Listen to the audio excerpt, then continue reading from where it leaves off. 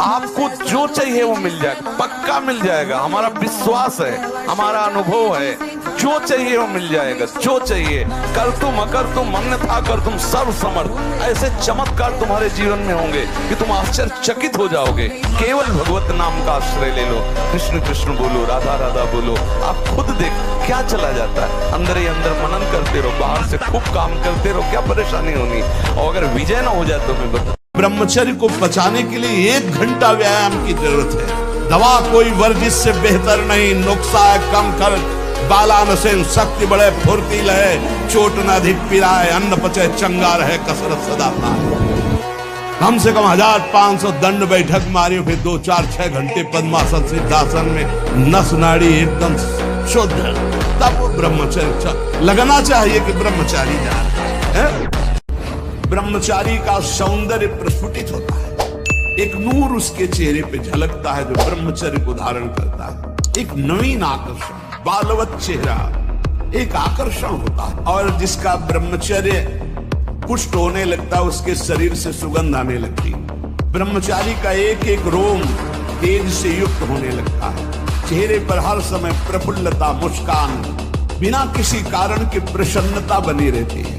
ब्रह्मचर्य सेवन से अमोघ लाभ प्राप्त होता है। हृदय से कह रहा हूं, अगर नाम जप नहीं करोगे, भगवान का आश्रय नहीं लोगे, तो ऐसी हवा है माया की तुम्हें कोई नहीं बचा सकता।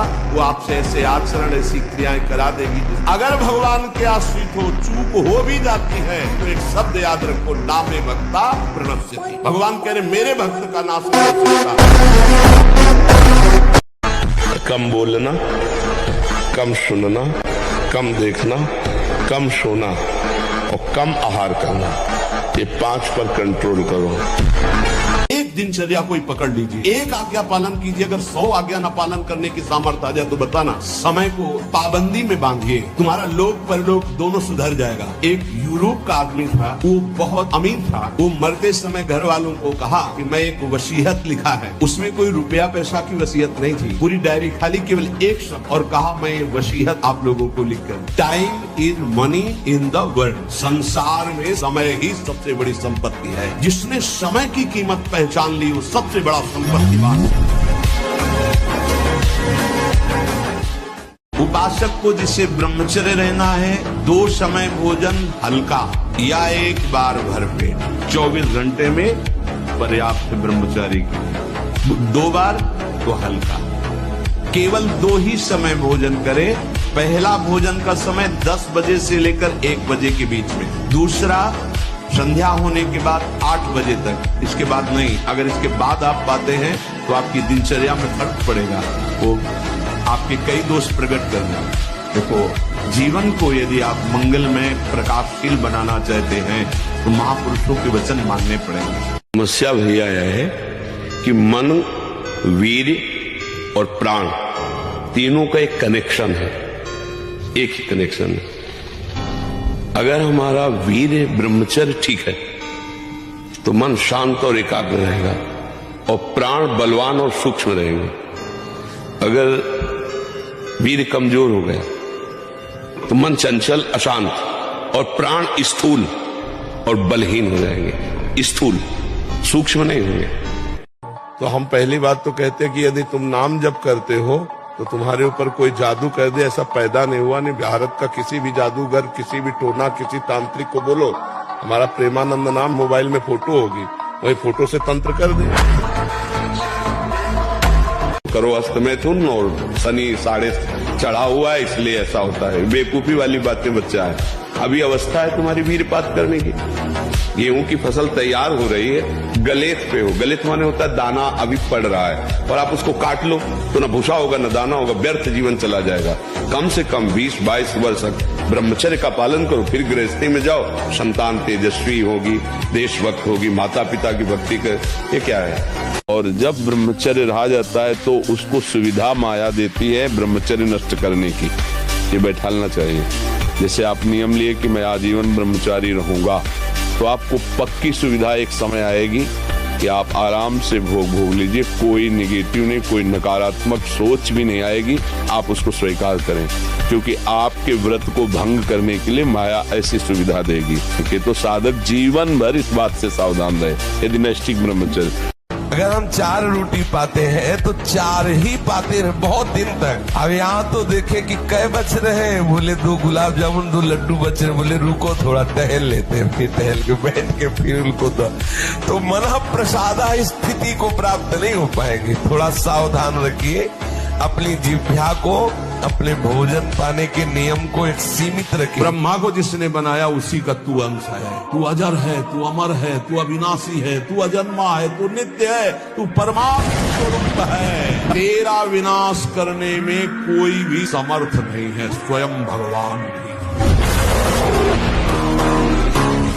साबुन न लगावे, उपटन न लगावे, शरीर में तेल न लगावे, आंखों में कभी सुरमा न लगावे, कटिंग सेटिंग नहीं, 2 ही हैं, या पूरा मुंडन और या पूरे बाल रखना।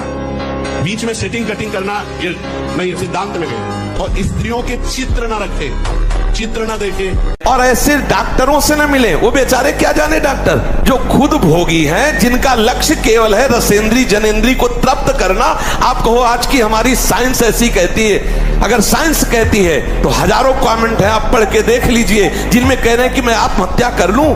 12 वर्ष की अवस्था से लेकर आज तक हस्तमैथुन किया, मेरी दुर्दशा हो गई, मुझे उपाय बताओ। नहीं, मन कहता है आत्महत्या। मिलाओ साइंस वाले को कि इसको संभाल। 50 ऐसे हैं जो आत्महत्या के लिए तैयार है, आप नहीं समझ पा रहे। 1000 बार परास्त होने पर भी हमारा वो उदासीपन नहीं आना चाहिए, निराश नहीं होना चाहिए। तो सच्चा ब्रह्मचर्य है हर इंद्री का। वाणी का ब्रह्मचर्य व्यर्थ का बकवास नहीं, भगवत चिंतन, हितकर मधुकर वाणी। नेत्रेंद्री का ब्रह्मचर्य सब में भगवत भाव देखना, कहीं कोई काम आदि की चेष्टा को ना देखना। श्रवणेंद्री का भगवत चर्चा सुनना, शास्त्र चर्चा सुनना, व्यर्थ की बातें ना सुनना। ऐसे हर इंद्री का ब्रह्मचर्य हो जाएगा तो ब्रह्मचर्य का मतलब ब्रह्म में ही स्थित महापुरुष।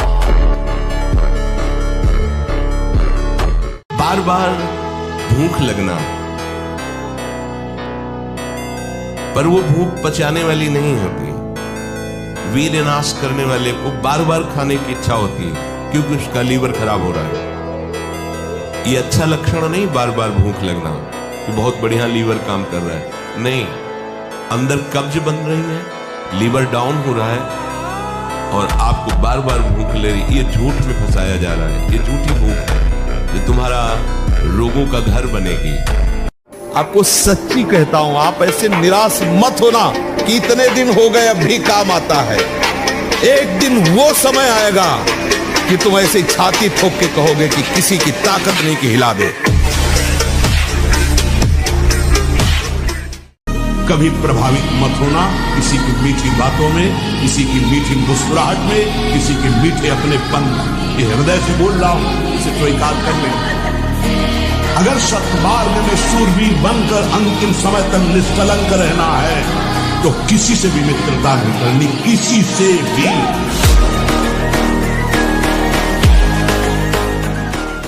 गुरुकुलों में इसीलिए बच्चों को रखा जाता था, चाहे राजा के हो चाहे प्रजा के हो। ब्रह्म ऋषियों के शासन में 20-25 वर्ष तक ब्रह्मचारी रहे। कुछ समय तक गृहस्थ में रहने के बाद स्वतः पूर्वाभ्यास ब्रह्मचर्य का उनका जागृत हो जाता और वो 4थी अवस्था तक भगवत साक्षात्कार कर ही लेते। तो बांध लंगोटा बचा के इंद्री कभी न देखा पर नारी, जो काछवाछ मन निश्चल राखे धनी धनी जननी तेरी रे। नरसिंह मेहता जी कहते हैं कि हमें पूरे आजीवन ये नियम रखना है कि पराई माता बहनों की तरफ हमारी गंदी दृष्टि ना हो। कभी अगर दृष्टि भी गंदी हो जाए, मान लो चूक है, बड़े जन्मों से हम उसी में लगे हुए हैं, तो क्रिया नहीं होनी चाहिए। हनुमान जी को कोई परास्त क्यों नहीं कर पाता था? 2 कारण थे, चरित्र पवित्र, चरित्र पवित्र और भगवान का चिंतन। हाहाकार मचा दिया, ऐसे जैसे उट्टन नहीं लगाया जाता, ऐसे ऐसे पकड़ के राक्षसों को मसल देते। एक भूसे में हजारों को बाल ब्रह्मचारी और भगवान की शक्ति से संपन्न। जितना ब्रह्मचर्य क्षीण होता जाएगा उतनी आपको अधिक सर्दी लगेगी, अधिक गर्मी लगेगी, चिड़चिड़ा स्वभाव हो जाएगा, कुछ कार्य करने का मन नहीं, पड़े रहने का मन रहेगा, आपके अंग प्रत्यंग ये प्रमादी हो जाएंगे, इंद्रियां प्रमादी हो जाएंगी। 6-6 घंटे पद्मासनों पर बैठे, बिना हिले डुले, भीषण कष्ट हुआ पर उसे सही शांत। तो सुषुम्ना नाड़ी खुली, वीर ऊर्ध्वता में प्राणायाम के द्वारा प्राणों का संयम, शरीर को व्यायाम के द्वारा स्वस्थ, आसनों के द्वारा वश में कर लेना, आहार के द्वारा पवित्र बुद्धि करना, इंद्रिय भोगों का दृश्य श्रवण संभोग इनसे दूर रहना, इंद्रिया पवित्र, तब जाके वीर ऊर्ध्वगामी होता है। उसे कहते हैं अखंड ब्रह्मचारी। यदि थोड़ा भी प्रभु का रस मिल जाए तो समीप सुंदरी से सुंदरी शरीरधारी स्त्री हो, आपका मन नहीं चलेगा, क्योंकि मन जो भोगता है वो तो प्रभु के चरणों में लग गया, अब कैसे फिसले। तो इसलिए चाहे गृहस्थ हो चाहे विरक्त हो, चिंतन, खान पान, संग, दृश्य, इन सबको संभाला जाए तो सम्यक रूप से ब्रह्मचर्य रहा जा सकता है। कोई गर्व न करे महीना 2 महीना ब्रह्मचर्य रह के कि मैं काम विजयी हो गया। भगवान शंकर की समाधि भंग कर सकता है, तुम तो जीव हो, वो शिव है, वो शिव है, उनकी समाधि भंग कर सकता है, तो जीव हो।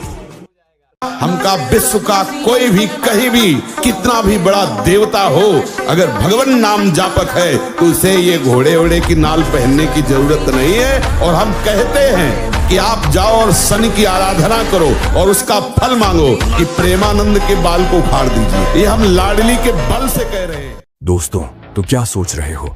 आप भी मेरे साथ अपने इस ब्रह्मचर्य जर्नी को स्टार्ट कीजिए।